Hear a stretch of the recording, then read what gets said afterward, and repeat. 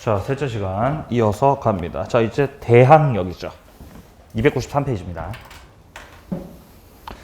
아, 죄송합니다. 대항력이 아니죠. 자, 갱신 요구 관련된 거 좀 보고 갑니다. 자, 292페이지, 292페이지 밑에 쪽에 보시면은 6조의 3 이라고 해서 이제 7월 31일자로 해서 이제 신설 시행된 내용이 있죠. 갱신 요구권입니다. 자, 1항에 보시면 6조에도 불구하고 6조가 이제 갱신 계약이 연장되는 그 부분 말하고 있는 거죠. 임차인이 6조 1항 전단 기간이네. 6조 1항 전단 기간이 몇 개월 전부터 몇 개월 전을 말하는 거죠? 6개월 전부터 2개월 전을 말하고 있는 거죠. 이 기간 내로 계약에 대해서 갱신을 요구할 경우 정당한 사유가 없으면요, 이 거절을 못 해요. 거절을 못 해버리는 거예요. 그러니까 기간이 끝나가죠. 6개월 전부터 2월 전에 기간이 끝나가고 있습니다. 그때 우리 세입자가 임차인이 갱신을 요구할 수 있는 갱신 요구. 갱신 요구. 그럼 여기에 대해서 임대인은 정당한 사유가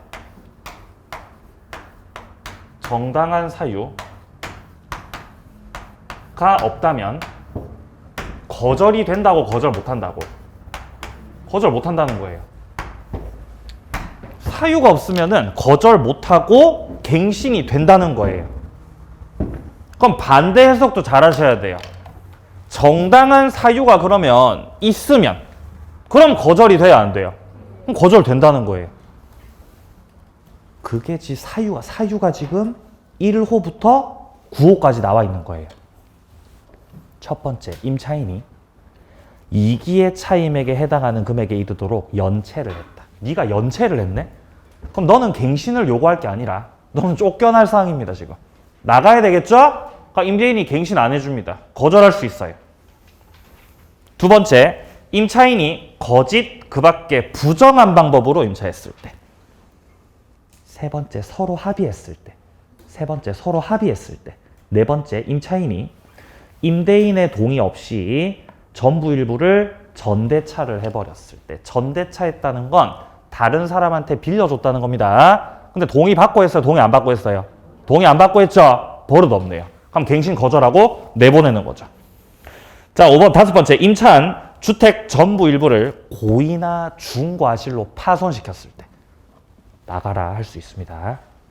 6호, 전부 일부가 멸실됐고 목적을 달성할 수가 없을 때. 계약을 이어갈 수가 없는 상황입니다. 현재. 자, 7호 같은 경우는 다음 강목의 어느 하나에 해당하는 사유로 목적주택 전부 일부 대부분을 철거하거나 재건축하기 위해서 회복할 필요가 있을 때. 자, 8호가 대부분 이제 중요한 부분이죠. 임대인이 목적주택에서 실제 거주하려는 경우 이때 거절할 수 있다는 겁니다. 네. 9호는 그 밖에 중대한 사유가 있을 때. 네? 그 밖에 중대한 사유가 있을 때. 제가 그때 계약이 끝나는 게 9월이었어요. 9월 달에 계약이 이제 종료되는 거예요. 근데 그때가 한 6월인가? 막 그랬었는데, 막 이제 뉴스에서 막 갱신 요구할 수 있다고 막 떠들고 있었죠. 그러니까 제 입장에서는 과연 이게 언제부터 행사할 수 있는지가 문제되는 거잖아요. 그죠? 좀 있으면 끝나니까. 끝나잖아, 좀 있으면.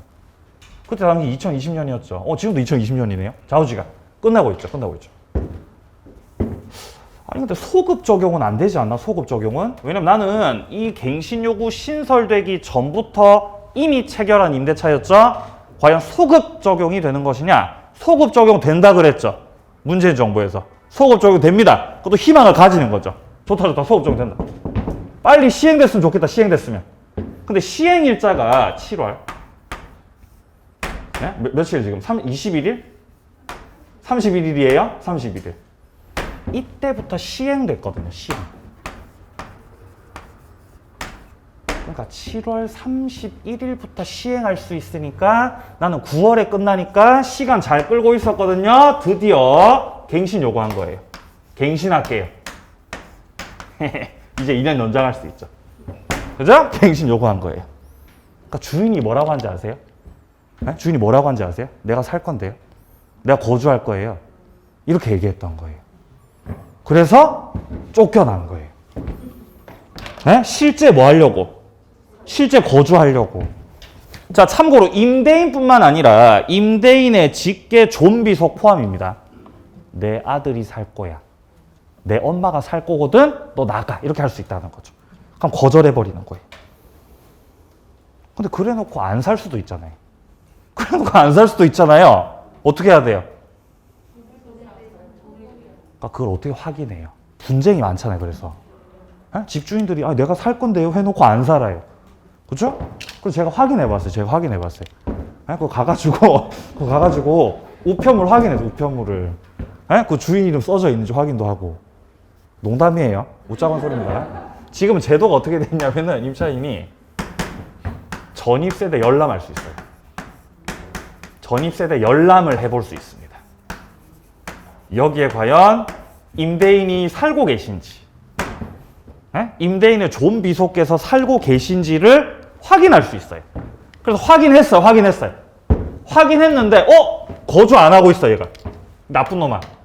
거주 안 하는 게 들통났어요. 그럼 냅둬야 돼요? 책임 물어야 돼요? 책임 물어야 돼요. 너 거주도 안 할 거면서 나를 쫓아낸 거야? 여기에 대해서 이제 손해배상 청구할 수 있다. 이렇게 돼 있습니다. 현재 규정이.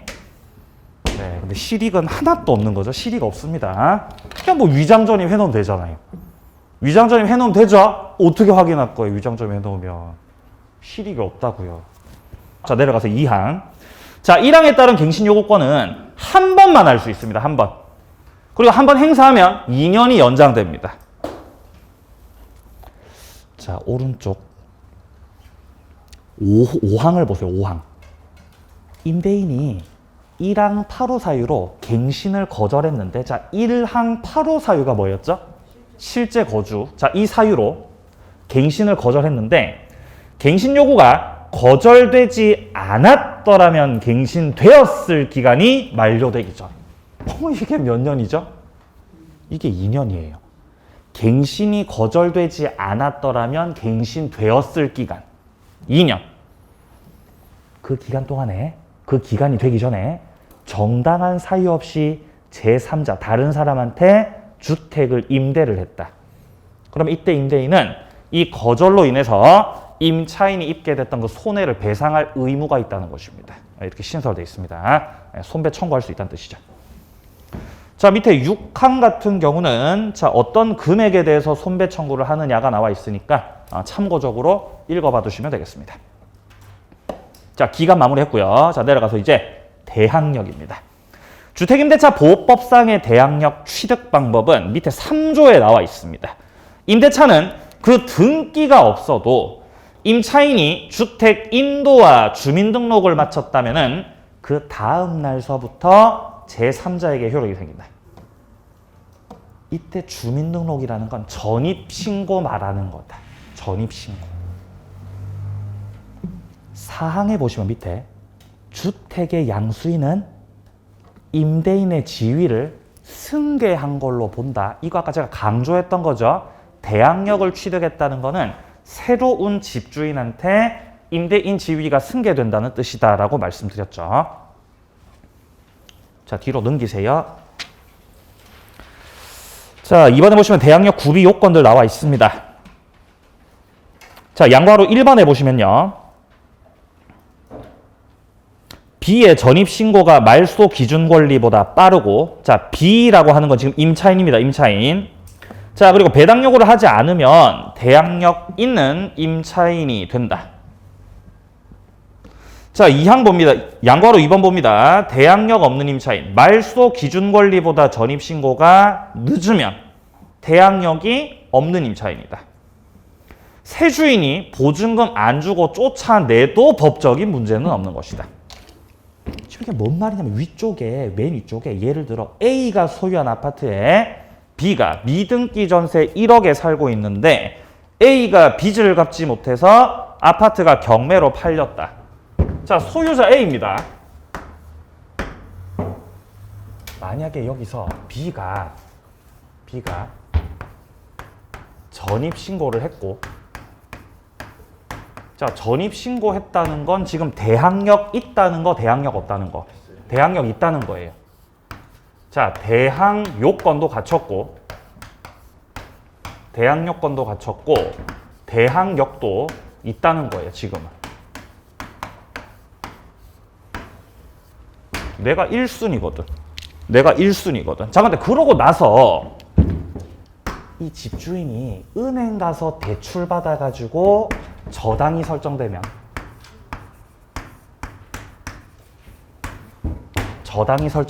목적물이 경매가 됐을 때 경매가 될 수 있겠죠? 그 경락대금에 대해서 우선 변제를 B가 먼저 받고 그 다음에 저당권자가 받아가는 겁니다. 아니면 이 경우는 대항력이 있기 때문에 나는 아직 존속기간이 남아있기 때문에 안 나가고 계속 살 거야 라고 주장해도 돼요. 에? 나간다고요? 안 나간다고요? 안 나가고 살 거야. 계속 거주할 거야 내가. 왜냐하면 경매가 되고 경락이 될 거 아닙니까? 경락이. D가 주택을 경락받았다는 건 목적물 소유자가 달라졌다는 거잖아요. 원래 소유자 A였죠? D로 소유자 바뀌었다는 거잖아요. B가 대항력 가지고 있다는 건 뭐가 되는 것이다? 임대인의 지위가 뭐가 되는 거라고? 승계. 그러니까 경락받을 때 1순위 세입자 있는지 확인하셔야 돼요. 그러면 그 보증금 고려해서 경락대금 쓰셔야 됩니다. 당연한 거죠. 예, 그 고려 안 하면 남보다 훨씬 비싸게 쓸 거 아닙니까? 경락대금을. 그럼 경락받아도 망하시겠네 그러면요. 아니 어차피 경락받고 나서 얘가 나갈 때가 되면 어차피 보증금 누가 빼줘야 돼요? D가 빼줘야 됩니다. 뭔 상인지 아시겠죠? 뭐 매매로 바뀌든 경매로 바뀌든 지위는 승계되는 거예요. 그게 지금 양괄호 1번을 말하는 겁니다. 대항력 있는 임 차이. 근데 양괄호 2번은 대항력 없는 임 차이. 순서에 따라 달라지는 거예요. 만약에 A가 저당권 설정했던 게 먼저고, 그래서 C가 저당권자로 들어와 있던 상태에서 B가 전입신고했다. 이렇게. 순서가 뒤바뀌었어요. 이러면 네가 인도받고 주민센터 가서 주민등록을 하면은 대항 요건을 갖춘 거죠. 주민등록했으니까. 근데 이 경우는 네가 지금 1순위라서 2순위죠? 너 대항력 없는 거예요, 이거. 안타깝지만 너 대항력은 없는 거예요. 너 대항력 없어. 야, 이 경우는 경매가 되면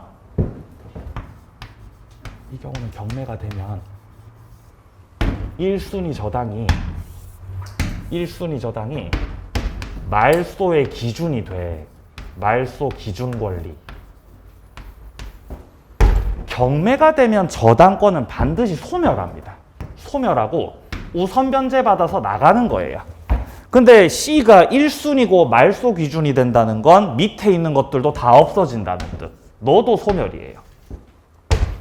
대항력이 없다는 뜻입니다. 만약에 이 C가 1순위로 우선 변제를 받아서 남는 돈이 있다면 거기서는 받을 수 있겠죠. 근데 남는 돈 없으면요, 못 받아. 그냥 나가는 거예요. 쫓겨나는 거예요. 무조건 넌 나가는 거예요. 그럼 얘가 대항력 없다는 건 경락받은 D가 임대인이 된다는 거, 임대인이 되지 않는다는 거. 아, 임대인 안 된다는 거예요. 그러니까 임대인의 지위가 승계돼요, 승계되지 않아요? 승계되지 않는다는 거예요. 이게 자유자재로 돼야 되는 거예요. 연결돼야 돼요. 대항력이 있다는 건 임대인의 지위가 승계되는 것입니다. 따라서 세입자는 그냥 계속 살면 됩니다.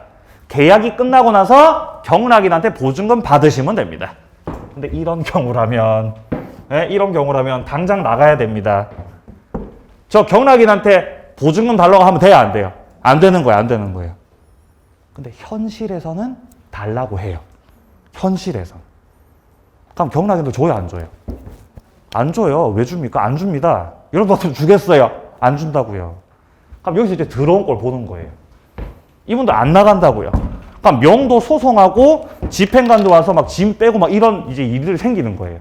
그럼 현장 가보셨어요? 가지 마세요. 에? 가지 마세요. 그런데 가지 마세요. 막 무서워요. 막 이분. 막 칼 들고 설치는 분들도 있습니다. 짐 안 빼겠다고 버텨요. 그럼 집행관도 와야 돼요. 갑자기 무서운데요? 아무튼 나가셔야 된다. 그 순서에 따라 차이가 있는 겁니다. 그럼 이분은 보증금 받으려면 누구한테 가야 돼요? A한테 가야 돼요. A한테. 그죠? 근데 A는 어디 있어요? A 어디 있죠? 증발. 예, 증발한 거, 증발. 못 찾아요. 그죠? 못 찾죠. 예. 저도 못 찾고 있고요. 보겠습니다. 자, 양과로 이번에 대항력 없는 임차인 읽어보시고요. 말소 기준 권리라는 건 1순위 저당권 말하는 겁니다. 그거보다 늦었다는 거예요. 대항력이 없는 임차인이다. 세주인이 보증금 주지 않고 쫓아내도 법적인 문제 없습니다. 자, 내려가죠. 대항력의 취득. 자, 대항력을 취득할 때는 임차인 본인, 배우자, 가족의 주민등록도 다 포함됩니다. 그러니까 임차인이 잠깐 전입을 다른 데로 옮겨놨더라도 가족들이 남아있다면 대항력이 유지가 돼요. 네, 배우자, 자녀 포함한다. 자, 내려갑니다. 3번, 동그라미 3번. 다세대주택 아파트의 경우는 동호수까지 정확하게 기재해야죠. 동호수가 존재하니까. 근데 동그라미 4번에서처럼 다가구용이 뭡니까? 단독주택이라면은 동호수까지는 필요 없고요. 집원만 정확하게 기재해도 충분합니다. 자, 동그라미 5번입니다. 세대원 일부만 다른 곳으로 전출했다. 자, 밑에 둘째 줄에 보시면은 가족의 주민등록은 그대로 두고 임차인 자기만 일시적으로 옮겼다는 거죠. 가족의 주민등록 포함된다 그랬죠. 그럼 대항력 상실, 대항력 유지예요. 이 경우는 유지. 근데 만약에 동그라미 6번에서처럼 세대원 전원이 싹 다 다른 데로 옮겨갔다. 그러면 대항력 상실되는 겁니다. 대항력 상실. 3번 말소 기준 권리. 세입자나 경매 낙찰자가 가장 신경 써야 되는 게 근저당 저당권 가압류 이런 것들보다 빠르냐 늦느냐를 판단하는 겁니다. 이게 중요한 거예요. 그러니까 1순위가 세입자가 되는 경우와 1순위가 이렇게 저당권자 되는 경우가 완전히 결론이 뒤바뀌어 버리지 않습니까? 이 말소 기준 권리를 잘 파악해야 된다. 이 뜻이에요. 그러니까 경락인들은 대부분 이런 물건들을 잘 보셔야 된다는 거죠. 이런 물건들. 그죠? 이 세입자가 나갈 수밖에 없는 물건들을 잘 봐야 된다. 네, 자 내려갑니다. 자 밑에 쪽 주의할 점 뭐 읽어보시면 되고요. 별로 안 중요합니다. 자 내려가시고요. 네, 밑에도 설명드린 그대로네요. 읽어보시고요. 넘기세요. 자, 이제 296페이지 와서 보증금 회수와 관련된 내용 우선 변제와 최우선 변제 말씀드리겠습니다. 헷갈리면 안 돼요, 이거. 헷갈리면 안 돼요. 네. 자, 일단 대항력을 취득하려면 대항력 취득하려면 인도 받고 주민등록 전입신고를 하면 이러면은 다음 날부터 뭐를 취득한다? 대항력을 취득한다. 대항력 취득한다. 근데 여기서 더 나가서 목적물이 경배됐을 때 최선 순위로 우선 변제를 받고 싶으면은 여기에 더불어서 확정일자를 받으셔야 됩니다. 확정일자까지 받으시면은 이제 우선 변제권을 취득해요.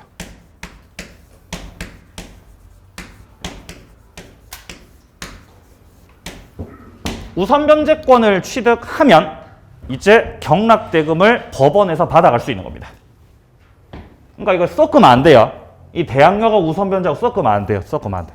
주민등록 대항력, 확정일자 우선 변제권. 자, 근데 우선 변제는 이 대항력이 전제가 돼야 돼요. 그걸 주의하셔야 돼요. 대항력이 전제로 깔려야 된다.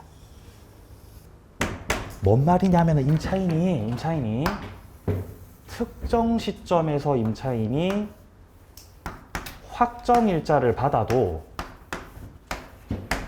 아직 주민등록을 하지 않았으면요, 우선 변제권 없어요. 우선 변제권 취득하려면은 인도받고 주민등록을 해서 주민등록 다음 날서부터 대항력을 취득하죠. 그 대항력 취득과 함께 우선 변제권도 취득하는 거예요. 이렇게. 그러니까 확정일자는 대항력이 전제가 돼야 의미가 있다는 뜻이죠. 제 말 이해되세요? 자, 그러니까 만약에 그럼 같은 날에 주민등록을 하고 확정일자까지 받으면 우선 변제권은 언제 취득하는 거예요? 그 다음 날 되는 거예요. 주민등록 다음 날에 대항력을 취득하기 때문에 함께 우선 변제권 취득하게 된다는 뜻입니다. 네, 그러면 이제 이것도 이제 알 수 있습니다. 특정 시점에 주민등록을 이미 했고 한 달쯤 지나서 확정일자를 받았다면 이러면 우선 변제권 언제 취득한다? 확정일자 받은 그날이에요. 왜냐면 이미 한 달 전에 대항력을 취득을 해 놓으신 상태이기 때문에 이 날 바로 우선 변제권 취득이라는 거죠. 자, 책 보세요. 자, 우선 변제권에서 먼저 3조의 2 보시면 2항에서 대항 요건과 임대차 계약 증서상의 확정일자를 갖춘 임차인. 이자는 민사집행법에 따른 경매나 밑에 줄 공매를 할 때 주택 환가 대금에서 후순위 권리자보다 우선해서 보증금 변제받을 권리가 있다. 자, 3항입니다. 임차인이 주택을 양수인에게 인도하지 않으면 보증금을 받을 수 없다. 보증금을 수령하려면 보증금 수령. 보증금은 어디 가서 수령해야 될까요? 어디 가야 되죠? 보증금 받으려면요. 경매됐을 때. 경매 법원 가야 돼요. 법원에. 경매과가 있어요. 그럼 법원에 가서 서류 갖다 드리면서 보증금을 받잖아요. 그죠? 보증금 받으려면, 수령하려면 목적물을 뭐 해야 된다고요? 반환을 해줘야 돼요. 목적물 인도해야 보증금 수령할 수 있다는 거죠. 인도를 해요. 원래 임대인이 있었고 을이 임차인이다. 주민등록도 했고 확정일자도 받아놨습니다. 근데 경매가 돼버린 거예요. 아, 이 양반은 왜 경매 당하고 그래? 경매 돼버렸어요. 그럼 누군가 경락 받겠죠. 그럼 병이 경락받았다는 것, 병이란 분이 경락을 받으셨다는 건 경락 대금을 갖다 넣었다는 거예요. 경락 대금 어디다 넣어야 돼요? 법원에다가 경락 대금을 집어 넣으셨다는 거죠. 대금을. 그러면 등기 안 해도 경락 대금 완납 시점서부터 얘가 이제 소유자예요. 그죠? 소유자. 그러면 법원 가서 이 대금을 을이 받아가야 되겠죠? 을이 받아야죠. 야, 네가 이 대금을 받아가려면은 목적물을 뭐 해야 돼? 인도시켜 주라는 거예요. 그러니까 집을 비워줘야 보증금 빼갈 수 있다는 거예요. 아시겠어요? 만약에 인도 안 시키고 집을 인도시키지 않으면서 돈만 받아간다면 그건 뭐죠? 도둑놈이에요. 그죠? 인도 안 시키거나 보증금만 빼갈게 그건 도둑놈이죠. 예.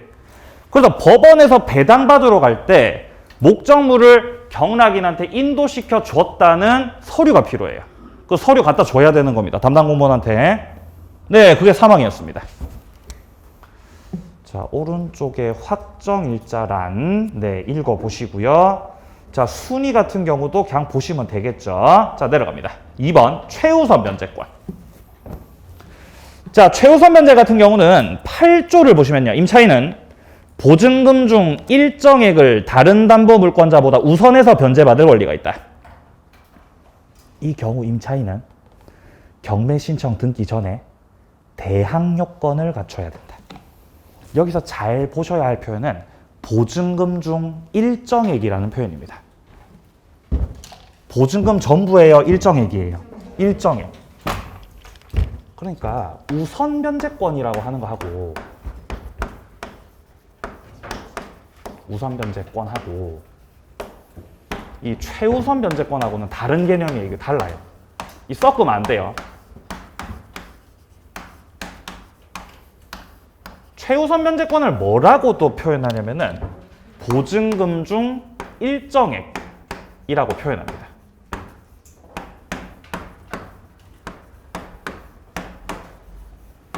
혹은 뭐라고 얘기를 하냐면은 소액임차인, 소액임차인이라고도 표현해요.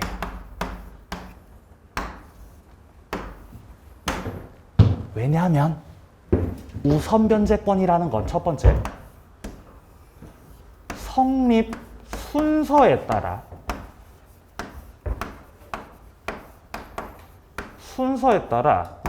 보증금 전액을 배당받습니다. 전액 배당받을 수 있다. 물론 뭐 경락대금이 너무 낮으면 못 받을 수도 있겠지만요. 자, 근데 최우선 변제 같은 경우는 순서에 따라서 받는 게 아닙니다. 이거는 순위를 무시하고 최선 순위로 받는데 전액을 받는 게 아니라 보증금 중 일정액을 배당받는 겁니다. 차이가 있어요.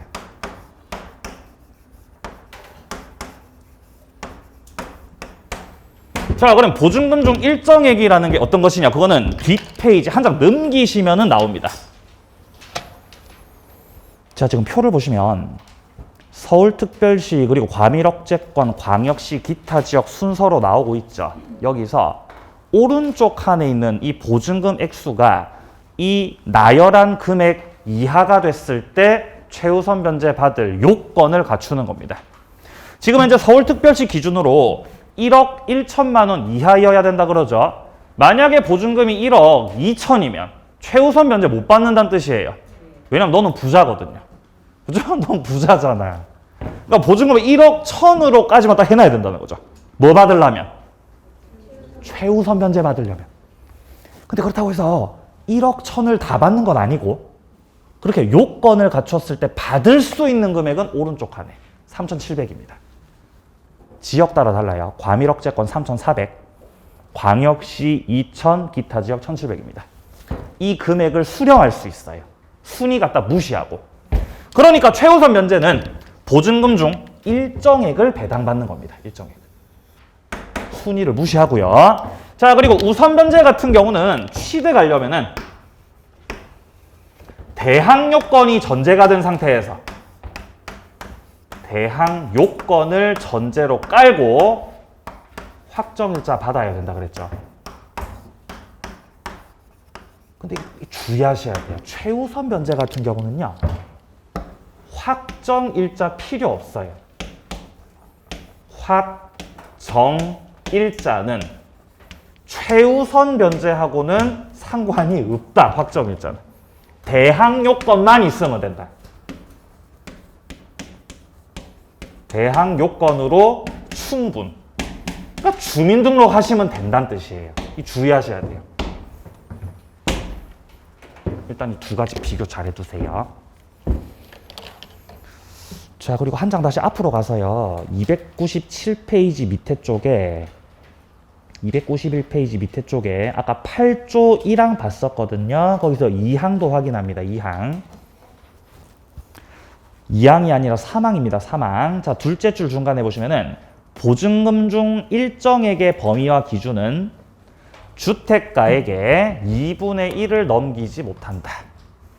목적물의 2분의 1을 넘겨서 최우선 변제는 못 받는다는 뜻입니다. 2분의 1 좀 기억을 해주시고요. 자, 다시 넘깁니다. 298페이지입니다. 자, 중간표를 보시면 우선 변제, 최우선 변제 비교를 해놨습니다. 비교. 제가 설명드린 그대로니까 읽어보시기 바랍니다. 자, 내려가죠. 3번. 주택임차권 등기 명령제도입니다. 자, 임차권 등기 명령제도라는 것은 등기를 명하는 겁니다. 등기를 명한다. 임대차가 끝이 났으니까 나는 이제 보증금 받아서 이사 가야겠죠.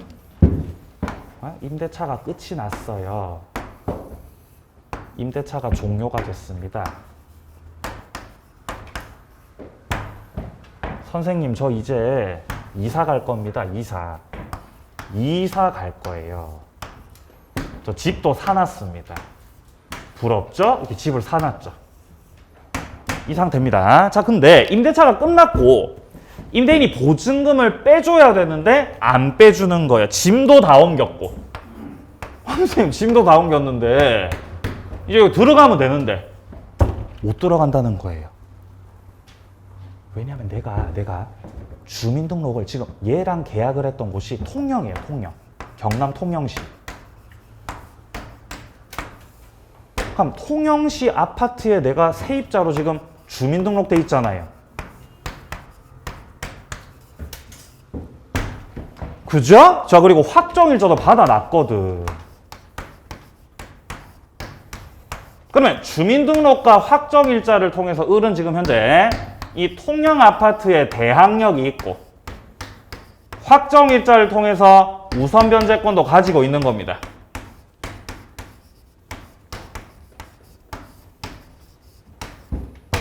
근데 임대인이 보증금 안 빼주니까 나는 이 이사 갈 집이 지금 부산이거든요. 지금 나 부산에 이사 왔는데 여기서 주민등록을 못 하는 거예요.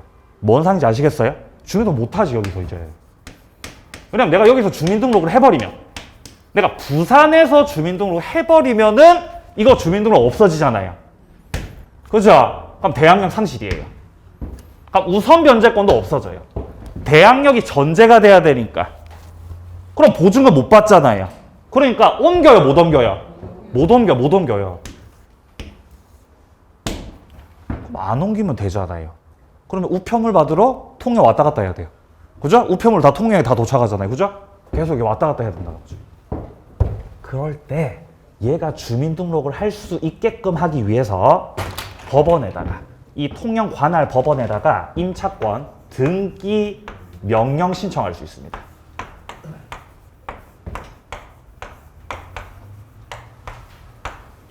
등기 명령 신청을 하면 이제 임차인이 단독으로 등기할 수 있어요. 임차권 등기.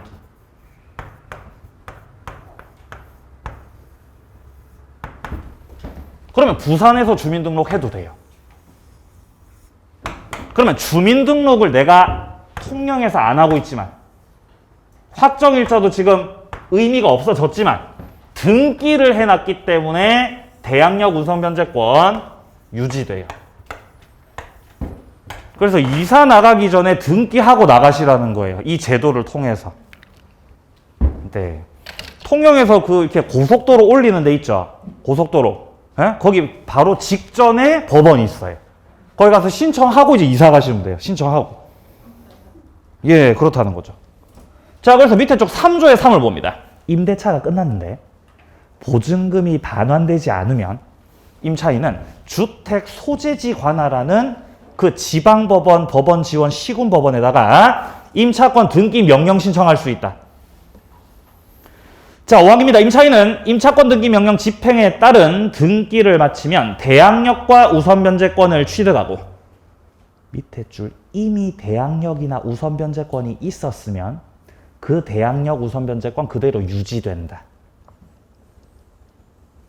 임차권 등기 이후에는 대항력권 상실해도 이미 취득했던 대항력 안 없어진다는 겁니다. 여기서 대항력권 상실한다는 거는 전입을 옮겨도 주민등록을 옮겨도 대항력 안 없어집니다. 이 말이죠.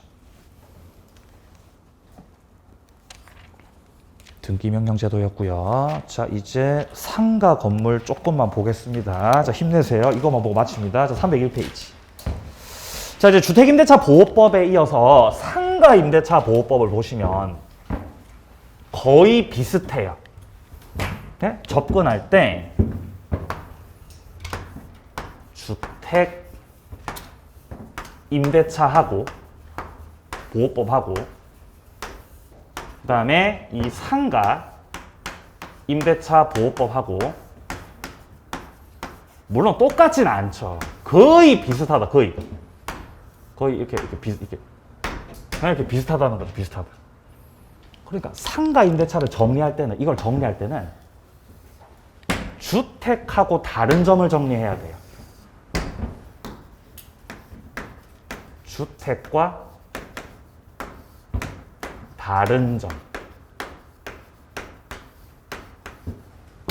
주택과 다른 점. 그게 뭐가 있냐면은 환산보증금.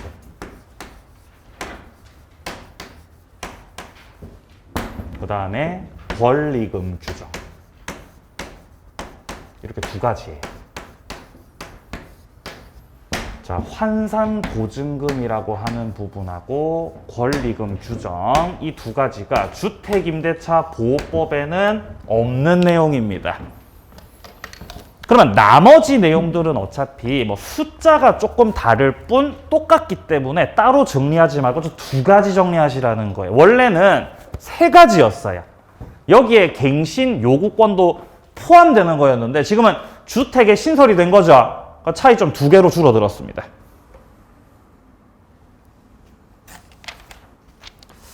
(302페이지요) 적용 요건을 확인합니다. 사업자 등록 대상이 돼야 되고요. 영리 목적이어야 하고요. 자, 3번 중요합니다. 환산 보증금 액수가 일정액 이하여야 된다. 이게 뜻하는 바가 뭐냐면은 부자는 보호하지 않겠다. 자, 다시 한번 부자는 보호하지 않겠다고요. 환산 보증금이 뭐냐면은 상가 임대차 계약을 할 때의 그 보증금이 있겠죠. 보증금에다가 차임, 월세 곱하기 100을 해서 더하는 거예요. 이렇게. 네? 이러면 이제 환산 보증금이에요. 네? 보증금에다가 월세 곱하기 100을 해서 더하는 거죠. 당연히 곱하기부터 더하기부터. 당연히 곱하기부터죠. 그죠? 사칙, 그죠? 먼저 하고 그 다음에 더해야죠. 자, 그렇게 했을 때 이 표를 보시면은 서울시 9억, 과밀억제권역 6억 9천. 그리고 밑에 기타 다른 광역시들은 5억 4천, 기타 지역 3억 7천이죠. 이런 식으로 금액을 정해놨어요. 서울시에서 환산 보증 금액을 계산했는데 10억이 나왔어요. 그럼 보호 받는다, 보호 못 받는다. 너 보호 못 받아. 너 부자기 때문에 네 알아서 하시라는 거죠. 그죠? 보호 못 받아요. 자, 그래서 밑에 사례 조건에 보면은 사례 1번에서 환산 보증 금액이 서울에서 5억입니다. 축하드립니다. 보호 받습니다. 우선 변제권 인정. 최단 기간 1년 인정. 임차권 등기 명령 인정. 다 인정되죠. 근데 사례 2번은 너 15억이네? 너 부자잖아. 보호해줘요? 보호 안 해줘요. 우선 변제권? 안 돼. 기간 보장? 안 돼. 임차권 등기 명령? 안 돼. 안 된다는 거예요. 너무하잖아요. 기억해야 되는 거는 그 밑에 나오는 거예요. 환산 보증금액이 대통령령에서 정하고 있는 기준금액을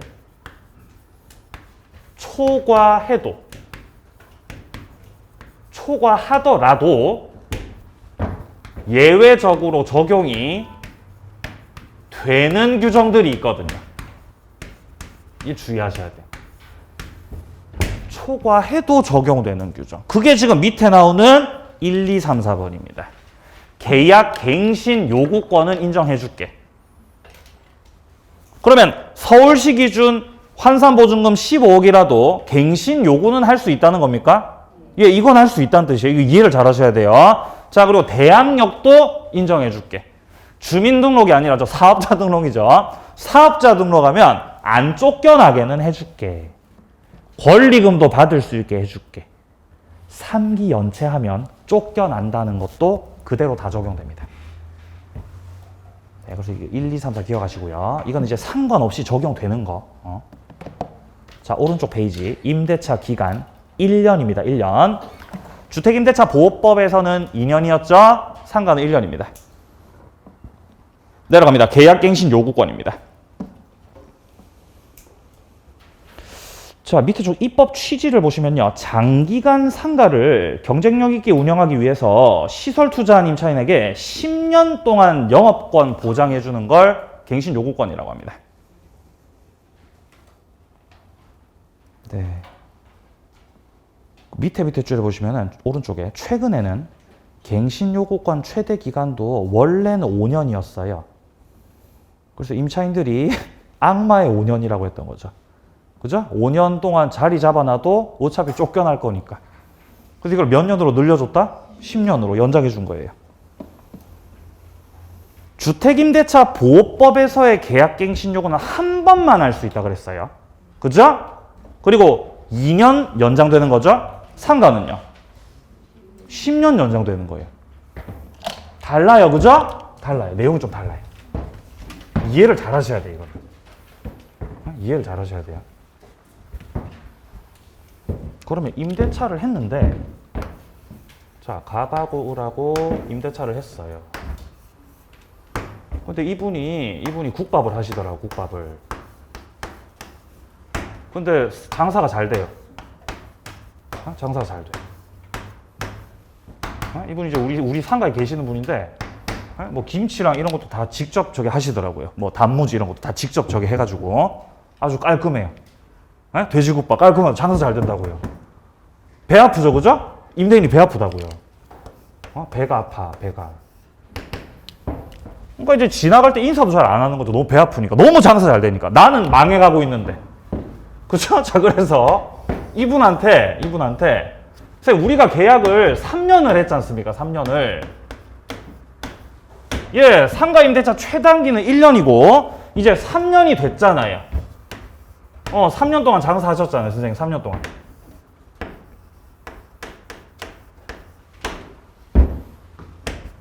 나가세요. 이렇게 하는 거, 나가세요. 왜 나가라고 하는 거죠? 지가 하려고. 그죠? 지가 하려고 나가라고 한다고, 이렇게. 나쁜 놈이죠. 그죠? 그러니까 이분은 지금 3년밖에 안 됐죠? 그럼 갱신을 요구하는 거예요. 아, 왜요? 저 갱신 요구합니다. 장사 좀 더 해야지. 갱신 요구. 자, 이 갱신 요구는 기간 만료되기 6개월 전부터 1월 전까지 하는 겁니다. 네? 6개월 전, 1월 전 맞습니까? 자, 조문을 확인해 보면은 304페이지에 조문들이 나와 있습니다. 자, 10조를 보시면 임대인은 임차인이 임대기간 만료되기 6개월 전부터 1월 전까지 갱신 요구할 때 정당한 사유 없이는 거절을 못 하시는 거예요. 갱신을 요구하겠습니다. 요 기간 동안 하게 되면은 갑은 거절 못 해요. 거절 못 해요. 네, 그럼 이제 몇 년이 연장돼요? 몇 년 연장된다? 1년 연장돼요. 한 방에 10년? 노노노. 1년 연장됩니다. 4년째로 가는 거예요. 이거 헷갈리면 안 돼요. 1년 연장으로 1년. 그럼 4년째가 되는 거죠. 그러면 또 기간 끝나기 6월 전부터 1월 전까지 갑은 또 나가라 그러겠죠? 그럼 또 뭐라고 해야 돼요? 또 갱신요구 또 해야 돼요. 이렇게. 그럼 또 몇 년 연장돼요? 그럼 또 1년 연장되는 거예요. 이렇게.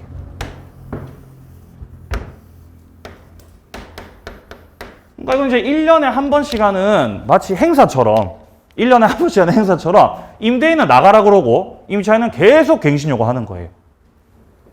1년에 한 번씩 계속 한다고요. 이렇게 계속 연장을 하다가 결국에 10년째가 되면 이렇게. 자, 여기서 말하는 10년이라고 하는 건 최초의 임대차 기간. 최초 임대차 기간 3년이었죠. 이거 포함해서 포함 안 하고 포함해서 이 기간 다 포함해서 10년을 채우셨으면 이때부터는 더 이상 갱신 요구를 할 수가 있다고 없다고? 없다는 거예요. 그럼 을은 어떻게 해야 되죠? 나가야죠. 그죠? 나가셔야 되는 거죠. 근데 만약에 이때 기간 만료 6개월 전부터 1월 전 이때 만약에 이분이 나가라고 안 한 거예요. 갑이 나가라고 안 한 거예요. 빼먹었어요. 까먹었어요. 나가라고 안 했어요, 이때. 그럼 어떻게 될까요? 그럼 이 이유는 이제 어떻게 되는 거죠? 나가라고 안 하셨기 때문에 이러면은 법정갱신돼요. 이러면 법정갱신 돼버리는 거예요. 법정갱신되면 기간이 어떻게 되는 거죠? 1년. 아까 주택은 몇 년? 2년. 상가 1년입니다. 1년 연장돼요, 또. 이렇게 법정갱신. 그러니까 법정갱신이라는 건 어떤 기간 제한이 기간에 어떤 한도가 없다는 거예요. 네, 20년 동안 법정갱신 될 수 있고 30년 동안 법정갱신 될 수 있어요. 근데 갱신 요구권은 몇 년 내에서만, 갱신 요구권은 10년 내에서만. 그렇죠? 법정갱신은 그런 거 없어요. 자, 임대인 측에서 갱신을 거절할 수 있는 사유들이 지금 밑에 쪽 1호부터 8호까지 나오고 있습니다. 자, 아까 주택에서는 2기 연체했을 때인데 상가는 3기입니다. 숫자가 차이가 있어요. 왜 3기예요? 상가라서 3기예요. 상가라서. 시읒으로 시작하잖아요. 상가 3기. 그쵸? 예, 시읒으로 시작하잖아요. 그리고 2호, 3호, 4호, 5, 6, 7 다 똑같습니다. 주택하고 똑같아요. 8호도 똑같아요. 1호만 달라요. 뭐가 다르냐면은 다시 앞으로 가보세요. 292페이지에서 292페이지에서 아까 주택임대차 보호법상의 계약갱신 요구 있죠? 여기는 1호에서 2기였다고. 이거 다르다고요. 그리고 한 가지 더. 여기서 8호 같은 경우는 임대인이 실제 거주하려고 할 때 거절할 수 있었죠? 상가는 그거 없어요. 상가는 그거 없습니다. 주택에만 있는 거예요. 나머지는 똑같아요. 2항 임차인의 계약갱신 요구권은 최초 임대차를 포함해서 전체 10년을 초과하지 않는 범위에서만 할 수 있다. 자, 갱신 요구였습니다. 자, 오른쪽에 대항력 같은 경우는 주택하고 맥락 똑같으니까 읽어보시고 보증금 회수 마찬가지입니다. 우선 변제, 최우선 변제 다 마찬가지. 다 똑같아요, 완전히. 다만 차이가 있다면 최우선 변제에서 이 받을 수 있는 그 보장 금액들 있죠? 그 숫자는 다릅니다, 주택하고. 나머지 맥락은 똑같습니다. 자, 이제 마지막 내용으로 가죠. 자, 권리금 회수 기회 보장으로 갑니다. 307페이지. 자, 권리금 회수 기회는요. 자, 1항에서 먼저 권리금의 뜻 읽어보시고요. 자, 그리고 2항에 보시면 권리금 계약이란 신규 임차인 되려는 자. 이 자를 앞으로 신입이라고 할게요. 뭐라고 한다고요? 신입. 새로 들어온다고요. 신입. 너무 기니까 계속 나와요, 이 표현이. 아니, 그러니까 기존에 임대인이 있겠지. 원래 그 주인이 계시겠지. 임대인이. 그리고 열심히 장사하고 이제 장사 정리하시는 기존 임차인이 있겠죠.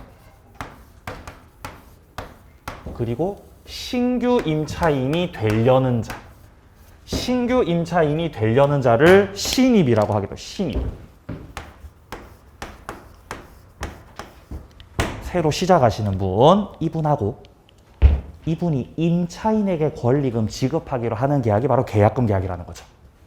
이분이 새를 들어오시면서 기존에 우리 임차인께서 여러 가지 뭐 시설이라던가 뭐 비품이라던가 뭐 영업상의 노하우, 뭐 주변에 뭐 이렇게 다져놓은 게 있겠죠? 그런 걸 인정해주고 이분께 드리는 거죠. 권리금을. 이거를 권리금 계약이라고 한다. 라고 못 박아놨습니다.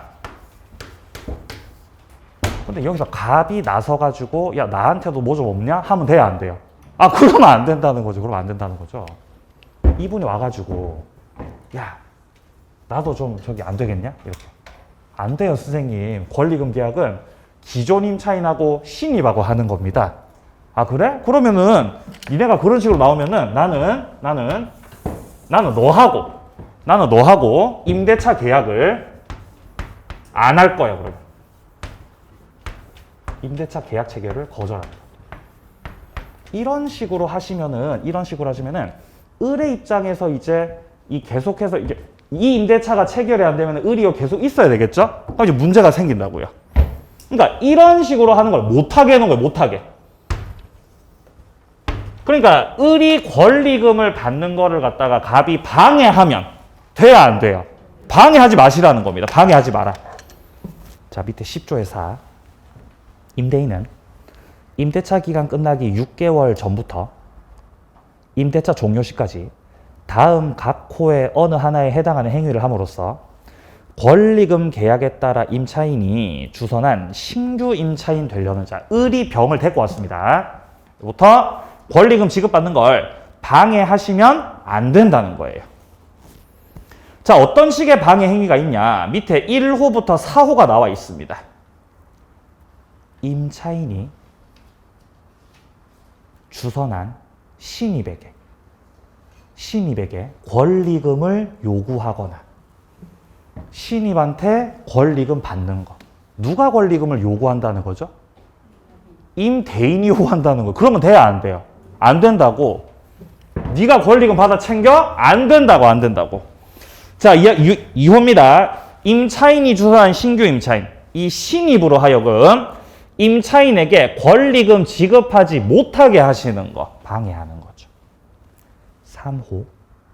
신입한테 상가 건물 조세 공과금, 주변 상가의 차임 보증금, 그 밖의 금액에 비춰봤을 때 현저히 고액의 차임 보증금을 요구하는 것. 이것도 방해하는 거죠.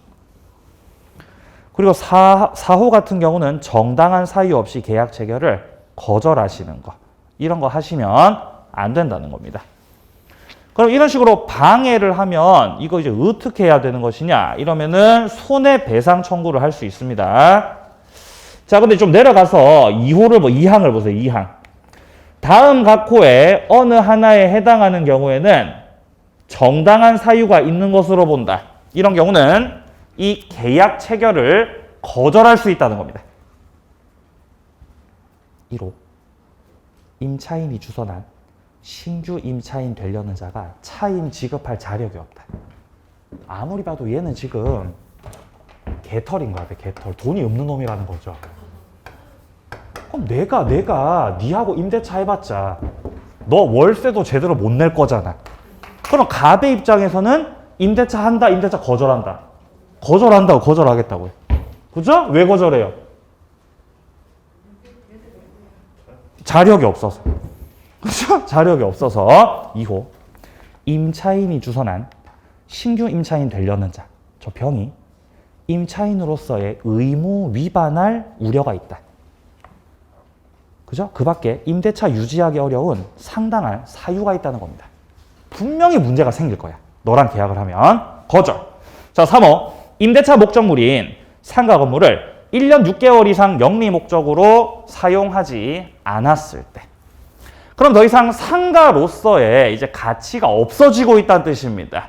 장사해봤자 이거는 1년 6개월 동안 장사 접었었기 때문에 이제 더 이상 계약을 이어나갈 수 없다는 거죠. 더 이상 상가를 안 쓰겠다는 뜻입니다. 자, 4호. 임대인이 선택했던 신규 임차인이 있었다는 겁니다. 내가 데리고 온 신입이 있었고 그 신입한테 권리금을 받았다. 을이. 이렇게 됐다는 거는 지금 갑하고 정하고 임대차 계약하겠다는 거고 권리금도 받으셨으니까 을은 이제 집에 가면 되는 거죠.